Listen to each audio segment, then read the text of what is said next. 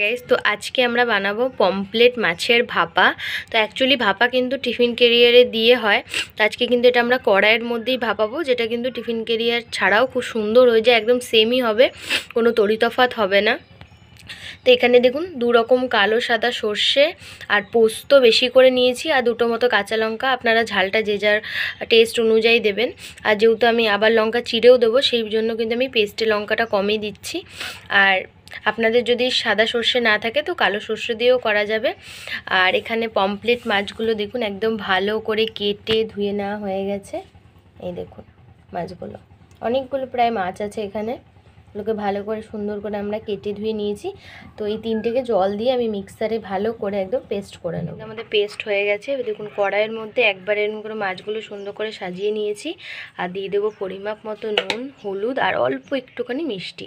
তো একবারেই কিন্তু আপনারাও সেম এরকমভাবেই কড়াইয়ের মধ্যে দিয়ে সুন্দর করে একদম সাজিয়ে ভালো করে মেখে তারপরে বসাবেন। আর আপনাদের কাছে যদি নারকেল থাকে তাহলে সেটাও কিন্তু আপনারা অল্প এর মধ্যে পেস্ট করে দিতে পারেন, যদি না থাকে কোনো অসুবিধা নেই। এই যা যা দিলাম এগুলো দিয়েও কিন্তু করতে পারেন, খেতে কিন্তু খুবই ভালো হয়। আর দিয়ে দেবো কাঁচা লঙ্কা চিড়ে, 2টো কাঁচা লঙ্কা আমি চিড়ে দিয়ে দিয়েছি, আর 2টো পেস্টে দিয়েছি। আর দিয়ে দেবো বেশি করে সর্ষের তেল, এতে কিন্তু ঝাঁঝ আর গন্ধ আর টেস্ট দুটোই খুব ভালো লাগবে। তো এবার ভালো করে আমরা আলতো হাতে মেখে নেব।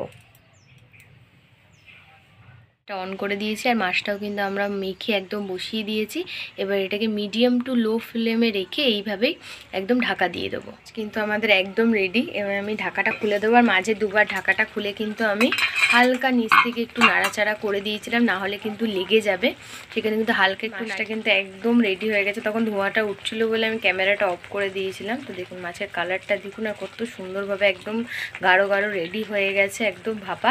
এবার এটাকে আমরা নামিয়ে দেবো। প্লেট ভাপা কিন্তু আমাদের একদম রেডি হয়ে গেছে। দেখতে পাচ্ছেন কত সুন্দর, একদম একদম গ্রেভি গ্রেভি রেডি, একদম পুরো ভাপা প্রপার একদম। দেখুন টিফিন কারি ছাড়াও কিন্তু কড়াই কত সুন্দর ভাপা রেডি, আর মাছগুলো কিন্তু একদম গোটা রয়েছে, ভাঙেনি।